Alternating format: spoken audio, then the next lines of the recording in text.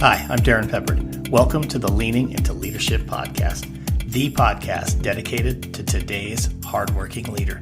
Join me every Sunday for leadership insight, inspiration, and a little pep talk to keep you rolling down your road to awesome. Hey everybody, welcome into episode 118 of the Leaning into Leadership podcast, a special midweek release for the month of January. And I'm going to be honest with you, this is a really special episode. I know I say that every time that I do a midweek release, but this particular episode is something I've been really excited about for quite some time, and honestly have been working to make this happen for well over a year. Now, it doesn't seem like something that should be overly complicated, but the truth is, I started having a conversation with a friend of mine, Dominic Armano, who is an elementary principal out on Long Island in New York, a little over a year ago, about possibly doing a live show together. And you know, the truth is, it's difficult to do a live show, especially when you're talking about doing a live show with a principal. You know, people's schedules just don't jive. And then we decided to make it even more complicated and add in one more person, our buddy Todd Bloomer, who is a high school principal in San Antonio, Texas. Now, if you've ever been a high school principal, you know there's no such thing as a free evening in your life. So Dom, Todd, and I have been going back and forth over the last year, trying to figure out just exactly how we're going to make this happen.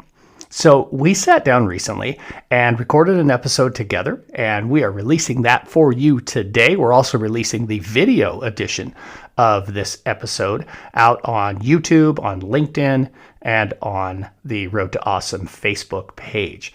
So unique things here. Number one, we're combining the perspective of an elementary principal who is an early career principal, a high school principal who is a veteran, and then, of course, my perspective as not only a high school principal, but also as a superintendent in a small rural district.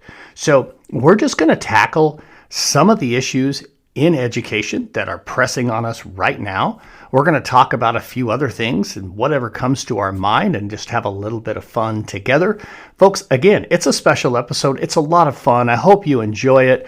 Dial in, folks. Get comfortable. Grab the popcorn and just enjoy this really fun midweek edition of Leaning into Leadership. I'll catch you on the other side. This podcast is a proud member of the Teach Better Podcast Network. Better today, better tomorrow, and the podcast to get you there. Explore more podcasts at www.teachbetterpodcastnetwork.com. Now let's get on to the episode. All right, so I got to say this. I am really excited about this episode. And this is really going to be the first in a series of episodes that we will be doing, hopefully, every month for the foreseeable future. Today on the Leaning into Leadership podcast, I'm joined by two of my friends, two of my colleagues, two absolutely phenomenal school-level leaders, Dominic Armano and Todd Bloomer. Todd, Dom, welcome into the show, man. I'm good to see you guys. Yeah, good to see you, DP. Yeah, it's good to see you. Thank you for having us here. It's going to be awesome. Yeah, this is going to be a lot of fun. And so, folks, here's essentially what this episode, what this series is going to be all about. We talk about leadership all the time here on the podcast, and I want to be able to ensure that we're supporting leaders in the day-to-day, not just in the grand scheme of leadership, but also what are some of those day-to-day things that you're dealing with, whether that's, an operational challenge, it's an instructional leadership challenge, it could be so many different things. So once a month, Dom, Todd, and I are going to come together and we're going to answer your questions. We're going to talk about some of those things that are kind of the pressing issues right now in educational leadership. Very strategic with choosing Todd and Dominic to be the two who join me on a regular basis here on the show. And I'll be very transparent about this. Number one, yes, they are both authors here at Road to Awesome. Both have books that are be coming out. Hopefully both of those books become a reality in the year 2024. But also, Dominic, of course, is an elementary level principal. Todd is a secondary level principal, specifically a high school principal. And, obviously my experience is at the high school level. So I want to make sure that we have different perspectives in terms of what's happening out there in education right now. So before we dive into the questions, before we start to talk a little bit about some of those things, Dom and Todd, I'd like to have you guys maybe just tell a little bit more about yourselves. I'm talking more than I want to. I want to have you guys talk a little bit. Dom, I'm going to go to you first and just share with the listeners who the heck Dom Armano is. Well, I'm still trying to figure that out. No, I think in a nutshell, I am, well, first I'll start by this. My name is Dominic Armano. I am a elementary school principal out on Long Island in New York. It's actually my fourth year as a principal, but the first one in this district that I'm in. I am a father of two. I have a daughter who's 5, a son that's 2 years old. My building, the levels that I lead are grades pre-K through 5, so it is elementary, but it is a vast age range and group there. And just, I guess, in a nutshell, I'm just passionate about school culture and climate. And I believe that if you have a positive school culture and you make school fun, that the students will want to be there, and ultimately they're more successful because they're excited to come to school every single day. So that's pretty much who I am in a nutshell. I love that, and you know what's really interesting. You've been already in 2 different settings as an elementary school principal, but you also bring very much that urban area, right there, New York City, Long Island, that type of experience. So I think that's a great piece that you're bringing to the table as well. Todd, how about you? This is my 28th year in education. I'm the principal of a large suburban high school in San Antonio, Texas, Winston Churchill High School. It's got about 2,500 students. I have about 225 staff members that are come to work each day. I like to say it's kind of like running a small town.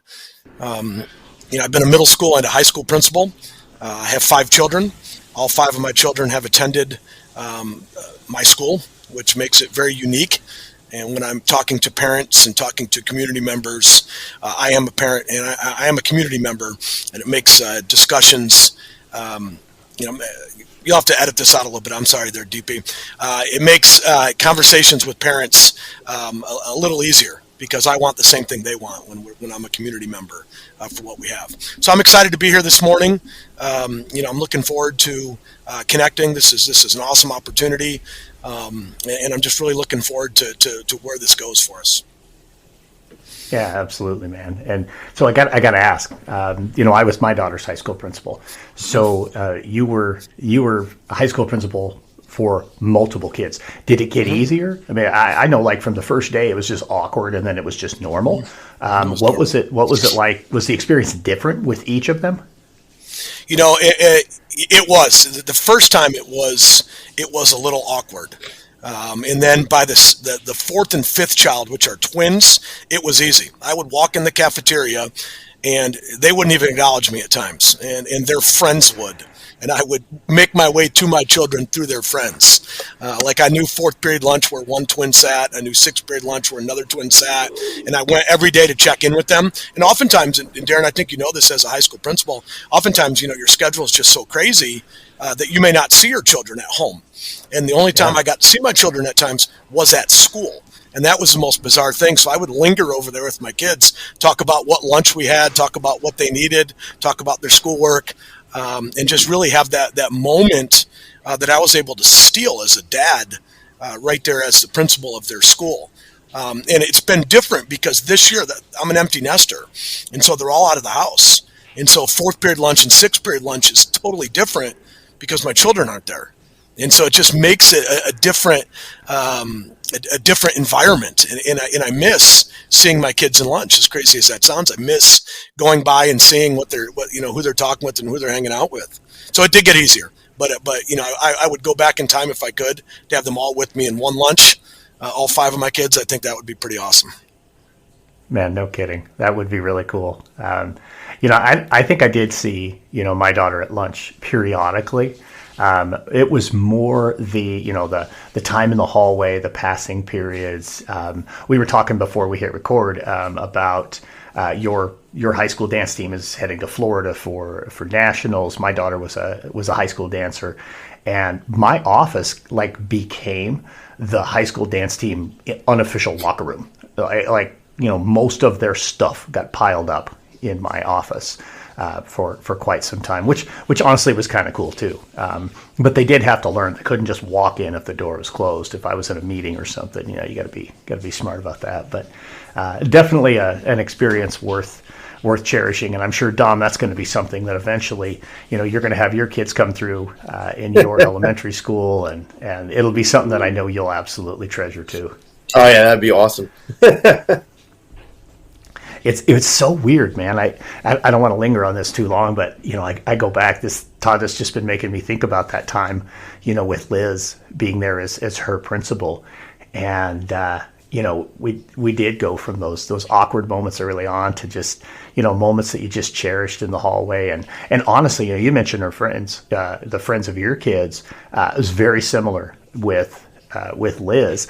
She was at first. She's like, "What do I call you? Do I call you Dad? Do I call you, Mr. Peppard? I mean, what do I do?" And this is a kid who had run around the hallways of that school since she was 6 years old, But one of the best things that ever happened was her best friend, a girl named Brooklyn. Brooklyn said, "Liz, I'm going to call him Dad. You call him whatever you want, but I'm going to call him Dad." And so for that period of time when her and her friends were there, I was not Dad just to one. I was Dad to a lot, which I think makes the high school principal job like one of the greatest jobs ever. So, but I could riff on that for hours, guys. I would say, Dom, if you have an opportunity to bring your kids to your school, it is something you'll never regret. The driving to school with the kids, picking up breakfast some mornings, listening to songs on the radio, those are the memories that as you get older, you think back to and you wish you still had. And I will never regret any moment that my kiddo was with me at school. And there's opportunities for kids to, your children to hide in a large campus like mine, 9 buildings and 40 acres. And there's periods I didn't see them at all. But those moments that I wanted to see them, I could track them down just to say hi. Or as Darrin said, just a glance in the hallway. Hey, kiddo, what's going on in the hallway was very special. You guys are making me jealous here. I kind of wish I had that, because right now my daughter, she gets a huge kick out of the fact that I'm a principal. Like, she'll be like, "Wait, so you're a principal and you do this and you do that?" It sounds amazing. I would love to have her there every day just to see like what I do, and also just see the difference between like daddy at home and like principal, like daddy the principal, because I'm the goofball dad. Like, I'm the one that'll like probably push too far and then she'll start crying, so but yeah, no, you guys are making me jealous. Hey, I will share, as we talked, just about leadership, one of the things I kind of fumbled over in my intro, as parents come to you and talk to you about the school, and teachers, and they come talk to you about, they shop your school. Should I come here? And you're able to stop and say, my own children attend here. This is where, my pride and joy are. And when you're able to say that, like, that just speaks volumes to what you have. And when you start hiring teachers, you think about, is this teacher going to be good enough for my children? Is this teacher going to be good enough for all children? When you talk about school safety, you're talking about protecting your own. And when you're able to say that to other parents, if the school wasn't safe, my own children wouldn't be here. If the school wasn't academically strong, my own children wouldn't be here. And honestly, that has become my selling point as I talk to parents about why kids should come to Churchill High School is, I looked around at my kids could have went any school, and this is where my children went. I just think it speaks volumes to the school. I really do. It's definitely a powerful element. I remember, those freshman orientation meetings, right? You'd invite the parents and you'd have those rising freshmen coming in. And one of the questions I would always ask is, parents, just really quick, raise your hand if this is your first high school student. And usually it's, 50, 60, 70% of the people in the audience are like, yeah, this is my first time through. And the year that my daughter was a freshman, I raised my hand and I said, me too. I'm with you on this. And, there is definitely something that it changes the way that you're viewed in the community when your kids are a part of the school in your community. And I think it's definitely a powerful element. And I'm sure, Todd, for Churchill High School, it's a great selling point that the principal all 5 of his kids went here. They're out having wonderful lives. They're doing incredible things, and it's a testament to that school and to that staff. So, that's really, really cool, man. I love it. We could riff on this thing for quite some time. This is a great, great topic. Not one we planned, but that's okay. That's what happens here on the show. I love these organic conversations. That's really what it's supposed to be all about. But I do want to get to a few of the questions that I had submitted. I asked a few people, hey, this is what we're going to start doing. Folks, if you have questions, this is my first time. I'm going to do this multiple times throughout this episode. I'm soliciting for questions. If there's something that you're interested in, there's something that's maybe a burning topic for you, email, DM, send us a text, whatever. Any of the 3 of us, just reach out and we'll try to get your question answered on next month's episode of the 3 of us coming together. We'll have to come up with a cool name for this. I mean, it's the Leaning Into Leadership podcast, but we'll have to come up with like a subtitle, something cool, that goes with that, some kind of, I don't know, leaders mastermind type of thing. But anyway, I was able to collect a few questions that I think are really good and very timely, especially as we're just now into this brand new year, 2024. Staff is back. Everybody's already into that long grind. You guys know what I'm talking about, right? Like from the time you come back at Christmas until whatever your first break is. It may not even be until spring break, right? I mean, you just have this long grind, right? So I think this is a great time for us to take on some of these questions. And the way we'll do this, guys, we're going to do this kind of round robin. I will read the question. I'll throw it to one of you first, but then all 3 of us are going to talk a little bit about this and just have a conversation around it. So this first question, Todd, I'm going to go to you first with this question, but with the beginning of the new year, what are some successful strategies for leaders to get the best out of their students and out of their staff? Yeah, excellent. Great question. It's a great time as New Year's, is upon us, and as we're getting into the second semester. And Darrin, we don't have a break until March, until spring break, so we do have a gauntlet that we're going to run. And I think one of the things that a great leader can do to really get the best out of students and staff is to reflect on what went well, and acknowledge what went well, because there are lots of things that are going well in public schools across the country, and specifically at Winston Churchill High School. And so in our first faculty meeting back in January, that's how we started. We discussed that, turn with your neighbor and let's just talk. What went well? What went well for you personally? What went well for you as a department? What went well for you as a school? And let's continue to do more of that. Like that's not rocket science. It's just great leadership right there. So if it worked, let's keep doing it. And then we talk about, hey, what didn't work? What can we reset? Because I think it's a great time second semester to reset expectations. We talked at the beginning of the year about clear is kind. We stole a Brene Brown kind of quote. And we talked about clarity. And we talk long and hard about students shouldn't have to read teachers' minds about what's expected when they walk into classrooms. Teachers shouldn't have to read principals' minds when they walk into school or faculty meetings or PLCs or department meetings. So let's reset those expectations the first week of school. Let's reset what students are expected to do when they come into class. Let's reset how we transition from one activity to another. Let's reset how we prepare for exams. Let's reset how we transition off campus, before campus, at lunch, all those kind of things. So reset, reteach for kind of what we want. And then I think as a leadership team, we have a motto of visibility, positivity, and trust. And we want to make sure that we are, as leaders, checking in with our teachers every day. I have a burning desire in me to visit every teacher every day. And with 9 campuses, 9 buildings and 40 acres and 200 plus staff members, I'm not able to get into every staff member's classroom every day. But the desire is to try to go and say hello. It's not an observation. It's just checking in to see how people are doing. And I try to encourage and push my staff or my leadership team to do the same thing.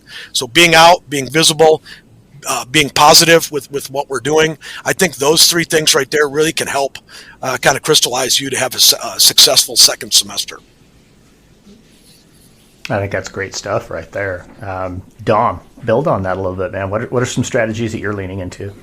So I think, like I said, I think that is amazing. I love the fact that you come together in January, and just sit with your faculty and say, hey, listen, let's talk about some of the things that went well, personally, your department, your school, and then how you build on that. I think one of the other things we do is I start every year, and the beginning of the year, come September, we create school-wide goals and initiatives that we want to accomplish, this year. In the new building that I'm in, I was actually tasked with developing a new mission and vision for the school, which is a lot. And at first, when that was an expectation that was given to me, I didn't really necessarily think I could do that. But I also feel like at this time of the year, coming back into the new year, we need to revisit those missions, the visions, the goals. And then, kind of like what you said, just kind of reset them, right? So this is what we came out to be, if it was parent communication, or if it was, working on interdisciplinary units of study, or whatever it is. Let's take a minute to look at that, to recharge, to regroup, see what we're going to be doing moving forward, whether we need to change it, or if we're on track for meeting that goal. And I think the other thing is, again, just continuously building on your staff involvement. And I think that's a big piece. I think especially around this time of the year, when we are heading into this long stretch before a break, people will get tired, right? They're exhausted, they're tired, especially coming off the holidays. Sometimes they talk about those January blues, or that slump in January. And I think it's important to kind of remember and try to make people feel that, school or work is not this downtime, not this blue time. Make it excited, make it fun, get their input, maybe do some exciting things, or maybe plan some school-wide events that are heading into this long stretch, so that it doesn't seem so long. Just kind of, again, have a little fun with it. Have a little fun with life.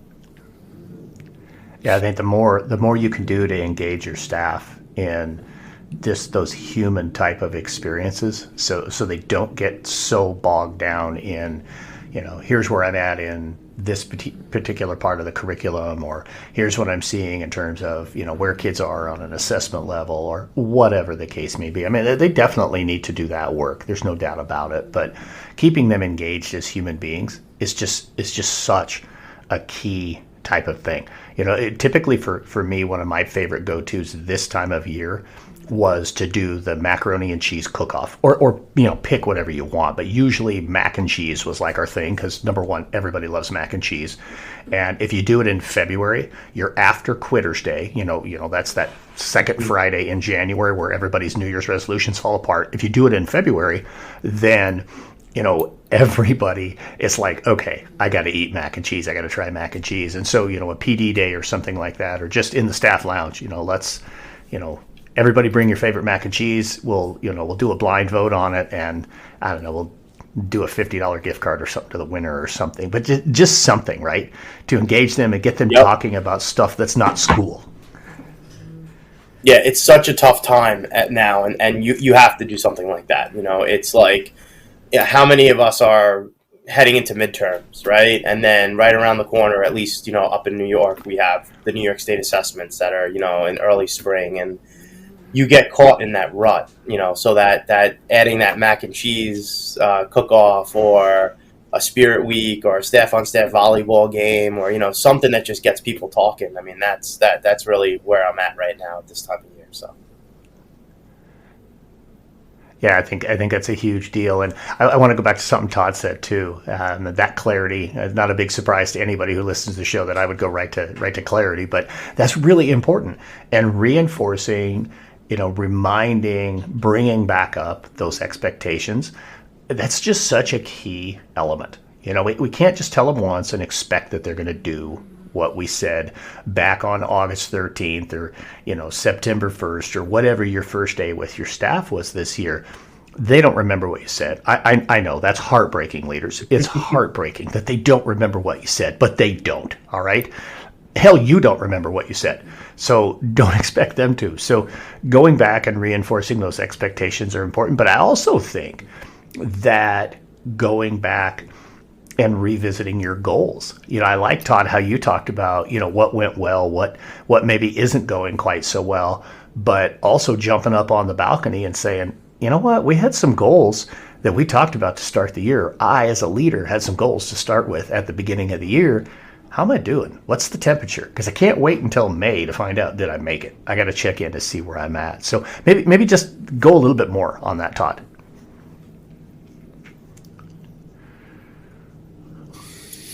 I love your analogy of balcony leadership, and you talk about it quite a bit. You got to inspect what you expect as far as what you have.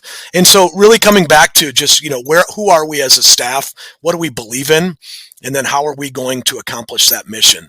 And you talk about we can't wait till May when we have our state assessments. We have to check in almost on a daily basis, whether that be me checking in just to see how people are doing, or whether that is midterm assessments or map assessments or something that we have. And so really reflecting upon how we're doing as a leader, and not being afraid to have someone say, you know what, we're not doing really well, or you know what, Bloomer, you're not doing really well at what you're doing.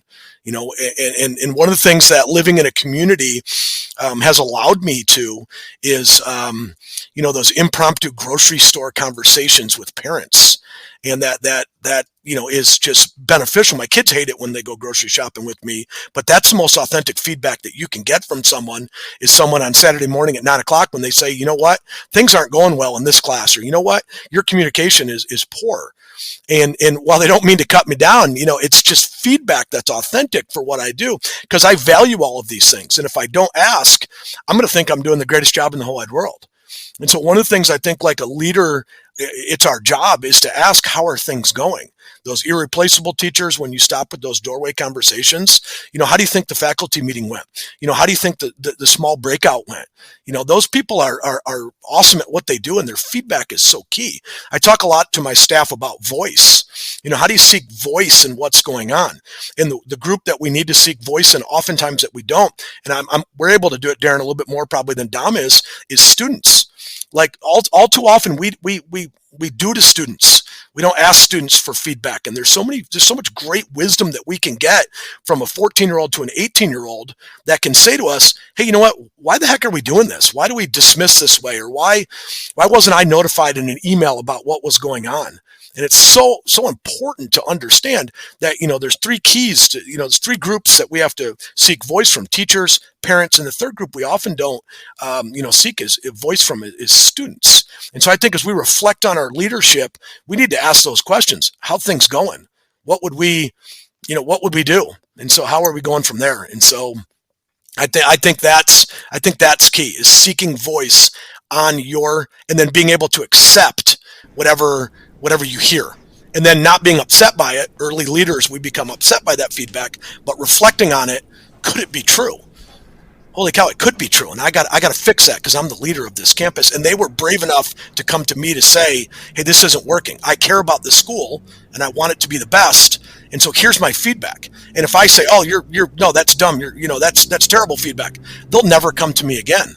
And so you have to create that environment where people come to you, That's even just when so it's crucial. difficult to hear. And, if you follow through on that, if you actually listen, if you are brave enough, as you said, to take that feedback, that just really grows trust. That's where that real true trust begins to become a reality between the community and the school. If you're that person who talks, like you said, Todd, that, oh, you're crazy, or, oh, no, that's not happening, or I'm just going to be blind, and just, tunnel vision on, here's what I think is happening. That's where trust starts to erode. And that's just such a key element in leadership. I love that you talked a little bit more about that. Thanks for that, man. I want to jump to our next question. And Dom, I'm going to throw this one to you first. And this is something I think really, really is a pressing deal for right now. As we go into this second half of the school year, what's a challenge that you're seeing, whether that's in your state, in your community, in your school, nationwide, and what are you doing potentially to prepare your team for that challenge, for how you're going to steal words from Todd, be brave and stare down that challenge and really get after it? Go ahead, Dom. I think this is a great question, and I think this is like a huge part of our job, right? And again, those of you both, Todd, you're living it. Darrin, you lived it. I mean, being a building principal, I think is about challenges, right? And I feel like they arise sometimes when we expect them, and sometimes when we don't. I think one of the biggest challenges that I'm going to be facing heading into the new year, at least specifically, and I'll talk specifically about my school community, is the implementation of all of these goals and these visions and these missions that we've created. So like I said before, and again, I talk not so much about my school community, but again, like the community that I'm working in, and even like the Long Island community, because this is things that are happening across other districts. But we're all tasked with creating goals and missions and visions that we want to accomplish as a school community, right? And a couple years ago, I think there was a huge emphasis on New York State assessments and the proficiency range and things like that. But I also think, there was a shift to not focus so much on these New York State assessments, but focus more on individual school goals and district goals.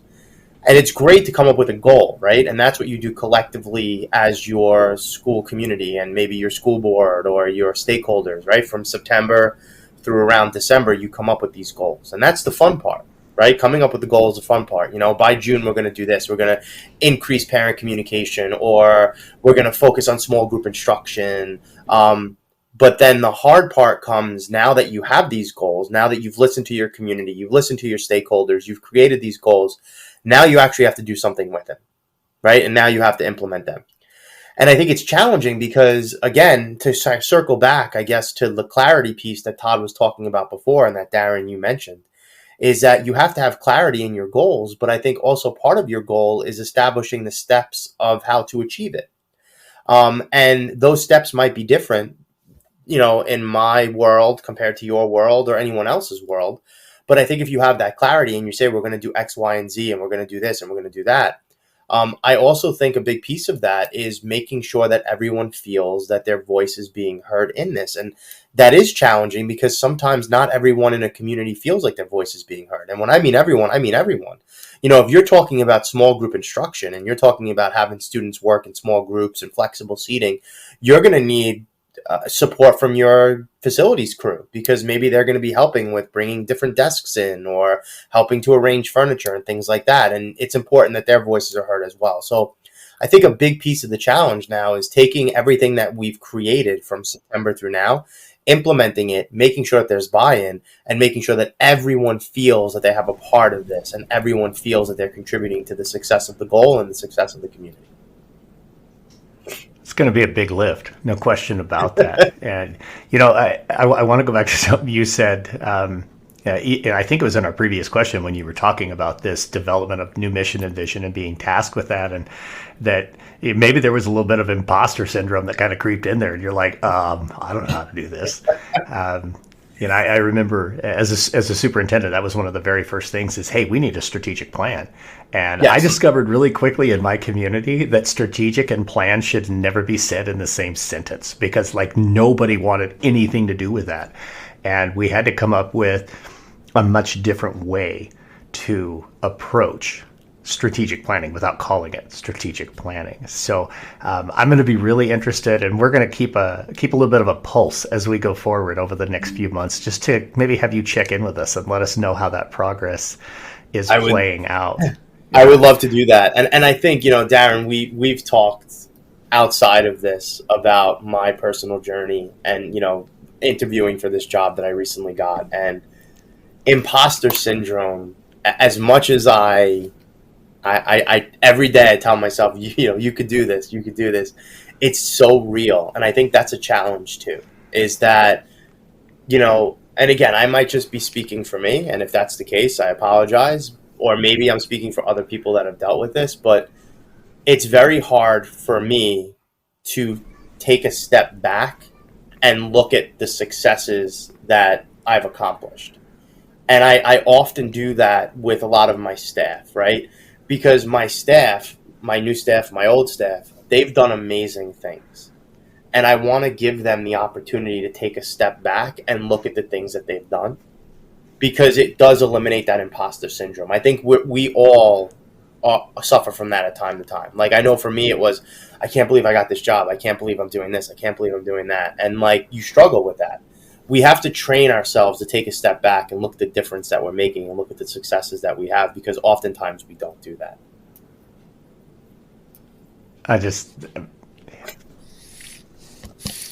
Dom, you're 100% right. 100% right. I mean, we oftentimes, if you get 10 emails and 9 of them are pretty positive, what do we focus on? We focus on the negative, and that's what we beat ourselves up with. And it just takes time, to really realize, hey, I am doing a pretty good job. And that's not being conceited. That's just realizing that, this shouldn't be working. 2,500 kids, 225 adults, there's numerous reasons that shouldn't be a successful model but it is. And you know what? We've got a small part in that. And it's okay sometimes to sit back and say, we are doing a pretty good job at that, and you know what, Dom, you got the job. You were the best man for the job. And it's okay to say that sometimes, to say, I got picked here and this is my calling and stuff. And so, but it is so easy to say, do I belong here? Am I as good as, the previous principals and a long line of leaders in this district? It makes it very difficult for that. And so it's crazy, but it's real. That imposter syndrome is just real. And it can go day to day. Like you feel great on a Thursday, and then Friday you're like, I need to go wait tables or something. This is 100%. Yeah. So, but this is something about us doing this series together, the three of us, that I didn't think about. I said at the top that I was really strategic with, somebody who is, with doing, the elementary level, somebody who's doing the secondary level. But what I didn't put together, and I don't know why, is we have somebody who's more of an early career leader in Dom and somebody who is much more of a veteran, I won't say old, veteran leader in Todd.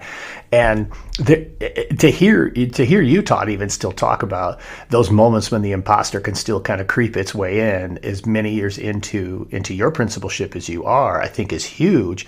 And Dom, what you're experiencing and what you're working on right now, you're not just speaking for you. Yes, most early career leaders are feeling a lot of that exact same crunch. And I'll tell you the same thing I tell so many of them. Dom, you sat in the hot seat. Superman did not sit in that hot seat. That was you. And when they called to offer the job, they called Dominic Armano. They didn't call Superman. So you don't need to be Superman. You need to be Dominic Armano, because that's who they hired. That's who they wanted. So it's easy to get lost in that. It's easy to lose sight of, man, I got to be everything to everybody. I mean, I'm the king of this. I'm the king of Superman syndrome. My first year was just an abject failure because of that. So I know you're not doing that near as much as you're saying. But again, we're going to check in on you over the next few months and just see how this continues to go. And I don't know, maybe this also becomes, Todd providing some blueprint advice on how to keep moving forward with what you're doing. So Todd, let's come over to you with the same question. What is the challenge that you're seeing, and what are you doing to prepare your team for that particular challenge? High school, first focus, I would say, is accountability. It's become the driving force of all schools across the country, but here in Texas, and we have a lot of assessments in the spring that we're gearing up toward. And what I truly hope for is all the hard work and preparation that our teachers have done with the students, and the hard work the students have put in shows. That's that scoreboard at the end of the year. And so, accountability is the one thing that we're going to ramp up and focus in on as we're kind of moving through 24, as we're kind of going from there. But one of the other things that I really take great pride in value in is, preparing a great person to go into the work world. Realizing that not every kid has to go to college when they graduate from Churchill, that there are options out there that we need to expose kids to, and that we need to prepare them for. Just about 2 weeks before break, we took a group of about 25 students that weren't involved in club sports or activities over to our career and technical center to expose them to the welding and the HVAC and the construction science and the electrical options that they have, to expose them to, hey, there are some things that you can focus on. And you might not have to go to college, but after high school, when you earn one of these industry-based certifications, you can go right to work and make $15, $20, $25 an hour with the eventual goal of one day opening your own place. And so really exposing people to that and really preparing them to be great just citizens and people that move into the work world. Like I want to be able to develop an empathetic kid. I want a kid that goes out into the community that wants to make a difference. And, we talk a lot about how, I'll steal the University of Texas' slogan, what start here changes the world. And we want to be able to do that. Like you get a great foundation at Churchill High School. So when you go out into the work world, the career world, the military world, or the college world, you're prepared to be successful. I've seen it from my children who are all in college now and had a great foundation that's here. I think another giant focus that we need to really talk about and prepare for is, the hiring of just great teachers. It's been in every, social media or journal or article that you talk about is, kids aren't going into teaching as professions. And so I think one of our jobs as high school people is to encourage students to think about going into education. And every opportunity I get to talk to kids, I talk to them about, hey, you know what? You had a great experience here at Churchill High School. How'd you like to come back in 4 years and work with your favorite teacher, your favorite coach, be my band director, assistant football coach, my math teacher? So I think it's part of our job is to breathe some of that belief and that life into kids of what they can do. And I think it's going to be so imperative that we, I don't know if it's changing the way we find teachers or what is, but we have to be able to continue to just bring great people into our campus. And I worry as we get older and people start to say, education has changed, and I want a new opportunity, or I'm going to go into retirement a little bit earlier than I used to. It's so important to be able to find great people to continue that, because Dom, we could do great stuff, Darrin, we could do great stuff, but without great teachers in the classroom, that door closes. It's them. That's the magic. It's not us. It's the magic. We just need to be able to hire these people and walk alongside them and support them to do great things. So I think as I look in my 2024 Rolodex of what I need to do, we need to make sure we're preparing kids for our accountability. We need to make sure that we're preparing our seniors that are going to graduate to go off and do great things in the world, whether that's military college or that's a business or work. And then we need to make sure that we're able to hire and also retain the best teachers. We talk a lot about hiring. We can't lose the great ones that are on our campus right now. And I think that is so key. And that's the part that Dom, me, and you have control over on a day-to-day basis, is making sure that these people feel empowered, making sure they feel respected, and making sure they feel valued on our campus, because these teachers right now, they're the free agents. They hold the cards. I had a teacher tell me, I want to teach math at Churchill, but I only want to teach geometry.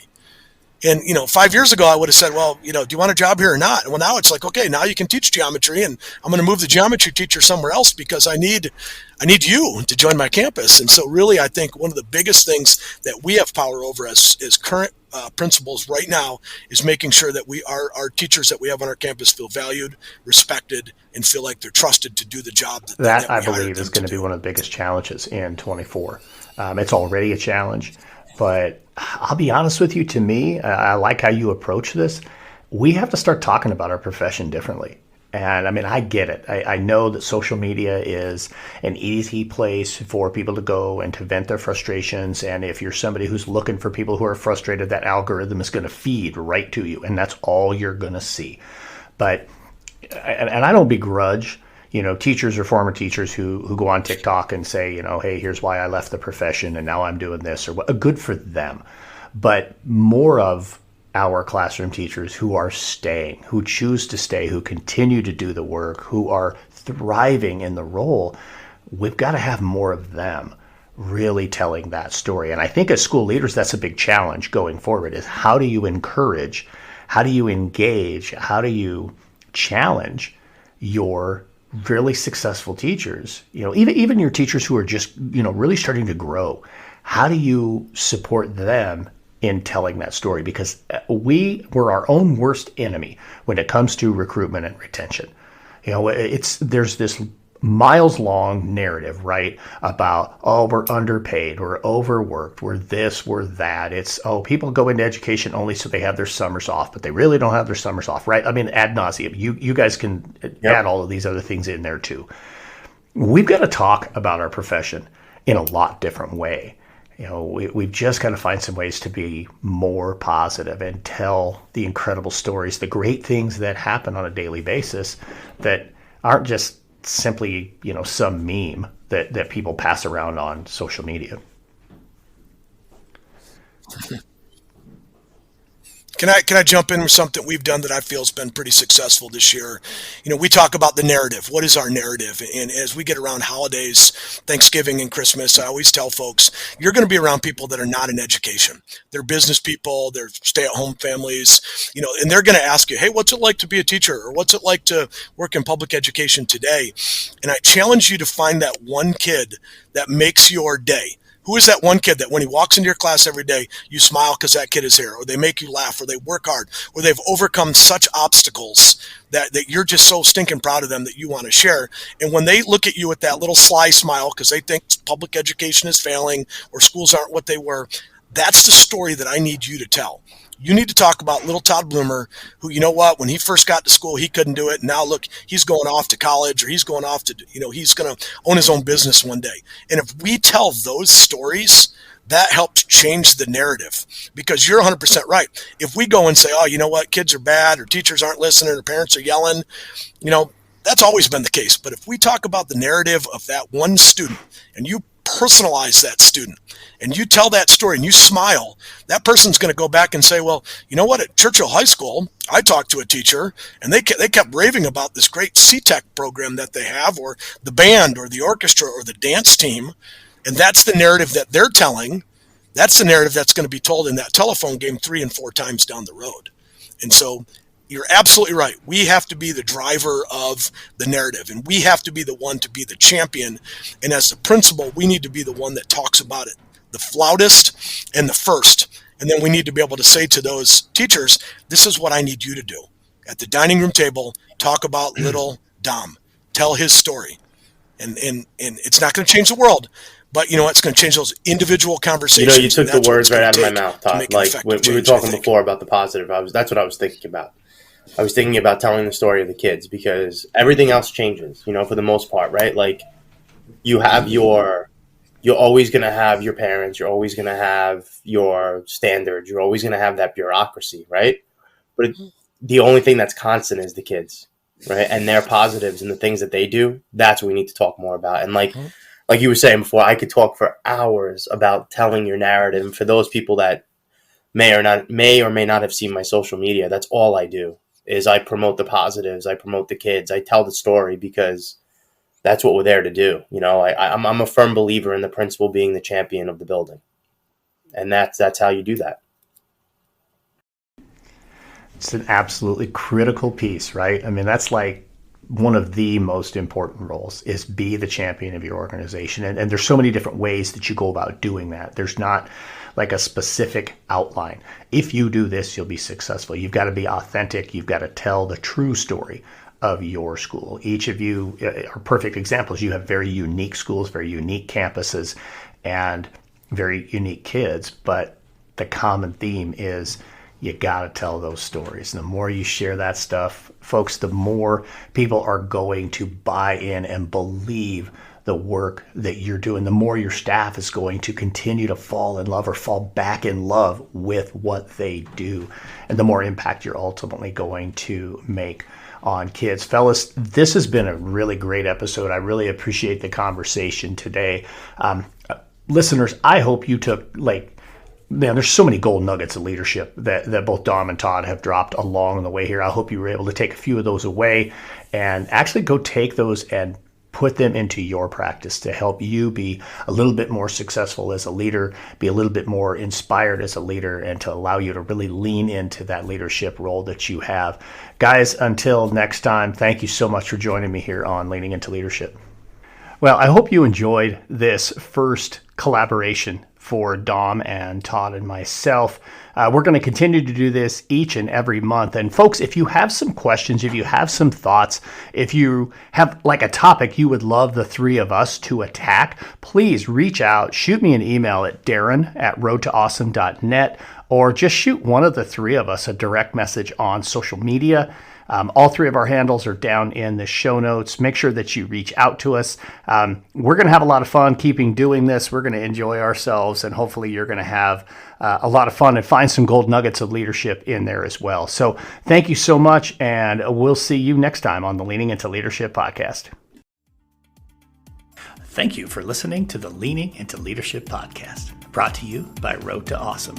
Don't forget, click subscribe, give a review, and share this with somebody who might also enjoy leaning into leadership.